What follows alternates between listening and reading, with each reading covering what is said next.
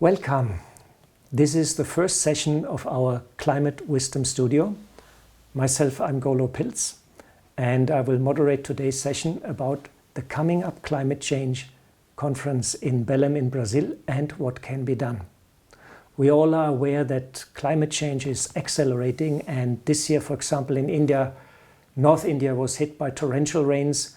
A lot of farmland has been destroyed, and the situation is getting more and more complicated, especially for farmers. I'm very glad today to have with me in the studio our sister Shivani. She's one of the well-known motivational speakers of the Brahma Kumaris, and she has been lecturing a lot also on the relation of us and the environment. That brings us to our first question, Sister Shivani. The Brahma Kumaris is very active in the field of environment. We have since 30 years research in solar technology. We have a rural wing. We have tree plantation, plastic free. We're doing a lot of activities for the environment. Why is it so that a spiritual organization is so active in this field of environment? As a spiritual organization, we understand the connection between our nature, which means the inner nature of emotions, feelings, personality traits, and the outer nature, the nature of environment, the flora, fauna. There's a connection between the two. So when we understand the connection, we understand the relationship, we understand how we need to do that inner work, which is going to influence the outer nature. And automatically, when we start creating self-energizing, compassion becomes natural. So compassion first for the self, and so we prioritize self-care because we are compassionate for ourselves. Then automatically compassion towards people, and then in a very natural manner, compassion towards environment and nature. Today, without compassion, we are living mindlessly. We don't know what we are using, how we are using, unaware of its impact on us, on others, and the world, because we're not living out of awareness. We're just living in the auto mode, just living the way we've been living for years. Even though we are hearing information, every time there is a climate change conference, data, statistics, concerns of the scientific community, the political community, we're listening to it, we are aware all over the world. But how many of us are taking that pause button? What do I have to do for this? So what spirituality inculcates is self-responsibility. Before meditation, we live a life of blame, where we say, I'm feeling like this because of, I'm experiencing this because of. So I'm not living a life of self-responsibility, personal responsibility.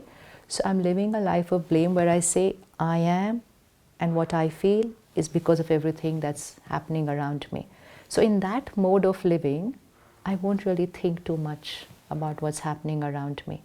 But when I start taking personal responsibility of my mind, of the health of my body, then I start also taking personal responsibility. What can I do for the outer nature, for the environment? So it's just automatically a byproduct of self-care that you start taking care of nature. It just happens on its own. It's not very conscious, but it's just a natural way of being. And doing things practically is also a very lovely feedback loop. It actually empowers us also, and gives us strength.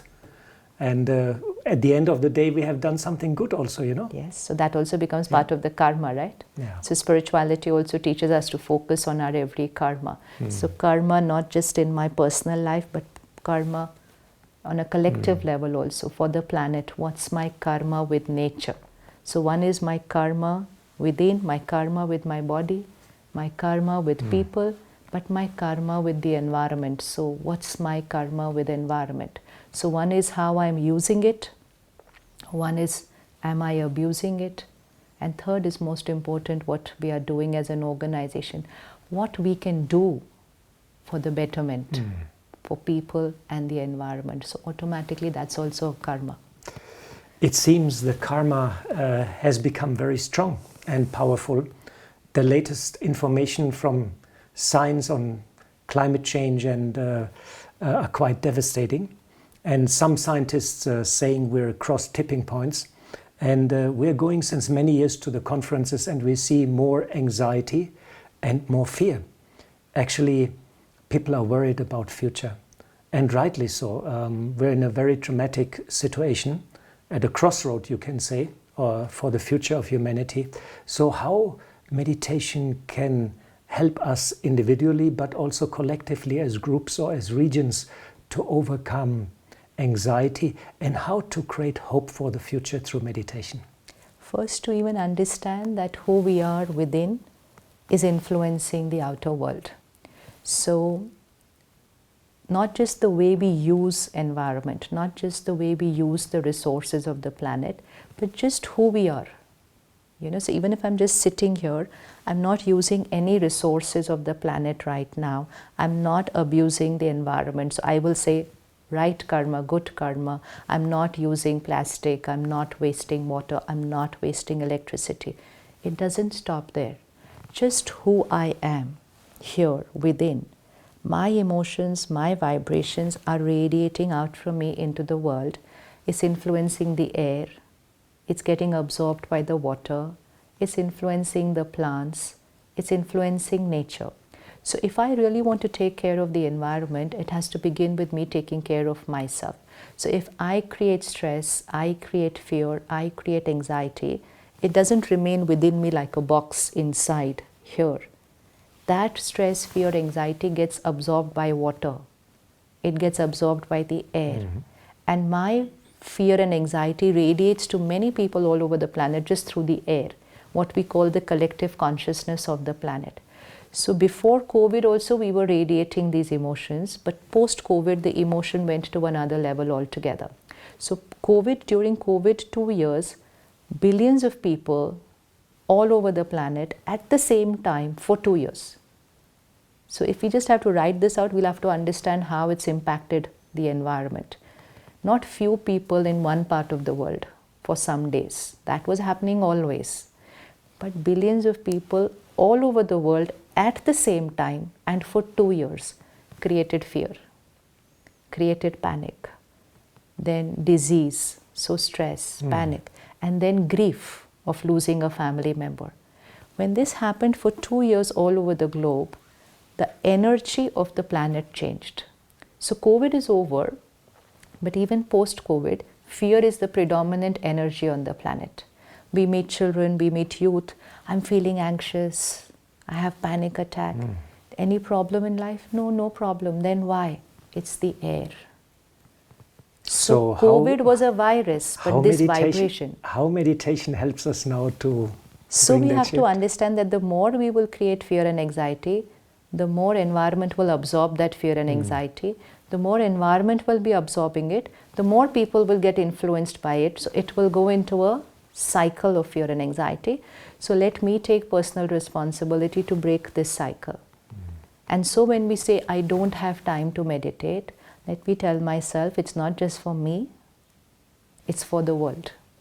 It's for the world. So when we take a pause, even 5 minutes a day, 2 minutes in the morning, even if you don't have too much time, 2 minutes before going to sleep, 1 minute in the day, somewhere in between, just take a pause, connect to your original true nature, and remember, I'm a soul on this journey and my original nature is purity, peace and love. And then connect to the supreme power, the source and the ocean of purity, peace and love. Even if I do this for 2 minutes, I'm changing my vibration here, and that is changing the vibration of the environment. So at the Brahma Kumaris, we meditate individually in our own spaces, but then we meditate collectively every morning when we meet at the meditation center or we meet here in Mount Abu at the headquarters. That collective meditation also influences nature. So everyone can start this on their own personal space in their personal time, just few minutes every day. Yeah, meditation is a very powerful tool. Thanks for reminding us. And you mentioned about not wasting energy, and this interview is being done in the solar house. It's a first building in Gyan Sarovar actually, and this is entirely running on solar power. We have a small solar system backside, and the whole power for the lights and the camera, it's all clean power. This was very inspiring what you said, and that brings me to my last question. In Brahma Kumaris, we have a very positive outlook for the future, despite we're all in this tight spot in not only in environment but also economically. Situation is very tight. We have a lot of conflicts around the world, and we have this idea and concept about inner world and outer world, and about a new age which is going to come. So how meditation can help us actually project a new time, how actually we can create a new era, and how we can turn the tide, how we can turn the trend which is going downhill into a trend which is going uphill, on a personal level, but maybe also on a global level. That would be, I think, a very interesting question for our audience. There's a spiritual law, and that spiritual law in Hindi is sanskar se sansar banta hai. Sanskar means my inner nature, my personality traits, and sansar means the world. So my inner nature creates the world. So when millions and billions of people on the planet will create ego, lust, anger, greed, attachment, fear, stress, then that's the vibration of the planet. And whatever is happening on the planet is a result of that vibration. So when the planet will vibrate with terror, there will be conflicts and war. When the planet will vibrate with lust, there will be abuse and other things happening all over the world. So now we are trying to resolve the situation. So which means we are trying to change the outer world.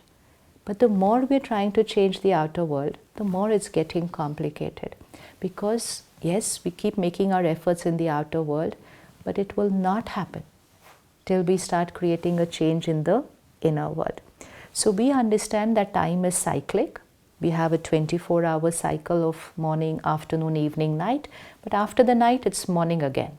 Then we have our spring, summer, autumn, winter, 365 days cycle. But after winter, it's spring again. So time is cyclic. It's not linear, that it began here and it will end here. It's cyclic. It's not going to end. So on a global level, there's a bigger cycle. And that bigger cycle is also the morning, afternoon and the evening and night of the world cycle, which we call the golden age, the silver age, the copper age and the iron age. So the golden age will be the vibrations are highest. When we reach the iron age, the vibrations have gone lower, and those are the vibrations of ego, lust, anger. Now, as a result of that, we are seeing all this global conflict, economy crisis, environmental issues, environmental crisis. We don't fear and panic looking at this. We take more personal responsibility that we have to create a change. So the time that we're going through right now is like that 12 o'clock point in the clock, where this cycle is coming to an end and this cycle is starting. So when people say, oh, climate change says it's the tipping point, we're reaching a time where everything might just end. Yes, if you look at it scientifically, then maybe they will feel that everything is coming to an end. But we understand spiritually, it is the end of one way of living, beginning of another way of being and living. It's not the end. It is not the end of the world. It is just the end of a particular way of being and living. And the beginning of a... So when it's night, it's not the end. It is just the end of the night, beginning of the morning. So for some people, it's night. But for those of us who will work on us, we are in the dawn time. And we know the morning is about to come. So let everyone take this responsibility of using meditation, spiritual practices, right eating habits, because even that influences, our gut influences our mind. So if I'm having a heavy diet, I'm having too much of animal-based product, then I cannot be peaceful and calm. So take care of the gut, take care of the mind, take care of your energy, and you become an instrument for that morning to begin. So everyone needs to know the world is not coming to an end. The Iron Age is coming to an end. But the Iron Age coming to an end means the Golden Age beginning. And what is the Golden Age? The Golden Age is where every soul is pure, divine, peaceful, loveful. So just start working on that nature. And in the Golden Age, environment and people will be in harmony. Because when the souls are pure, then harmony in nature, outer nature and inner nature. Iron Age souls have got depleted, and so nature and us are not in harmony. Nature is not supporting us today because we haven't taken care of it. In Golden Age, both will be in harmony together. So we are just on that transformation time, not the end, transformation. Wonderful for sharing that insights with us, and I hope you, our audience, you will be inspired to think this is not the end, this is the beginning of something very beautiful. Thank you very much, Sister Shivani. So and maybe you can guide for 2 minutes a short meditation, and let's have a practical experience. Sure. Just sit back, relax the body, 3 deep breaths, and gently bring your attention to this point here in the center of the forehead. And gently see yourself, the energy, the master of this body, the creator of every thought, feeling and emotion. And seeing yourself, the point of light in the center of the forehead, remind yourself, I am a pure, powerful being. I am peaceful in every situation of life. I am loveful and compassionate in my every interaction with family, friends, with every soul I meet on this journey of life.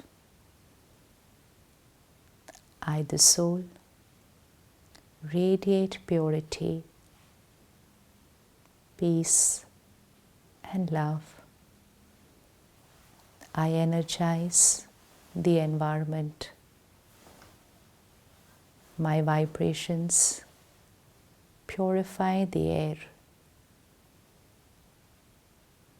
My vibrations energize the water.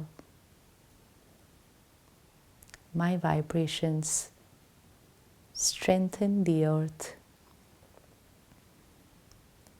I and nature are in harmony. I am the creator of the beautiful new world everyone is waiting for. Om Shanti. Thank you very much, Sister Shivani, for joining us, and what a lovely and wonderful ending. This was the first session in 2025 of our Climate Wisdom Studio, and please join us, look up at our webpage, join us at Twitter and Instagram and Facebook, and in the month of November we will stream live from Belém in Brazil, from the COP30, the next climate conference, with very interesting interview partners from science, spirituality and politics. You're most welcome to join us. Thanks very much. Until then, bye-bye.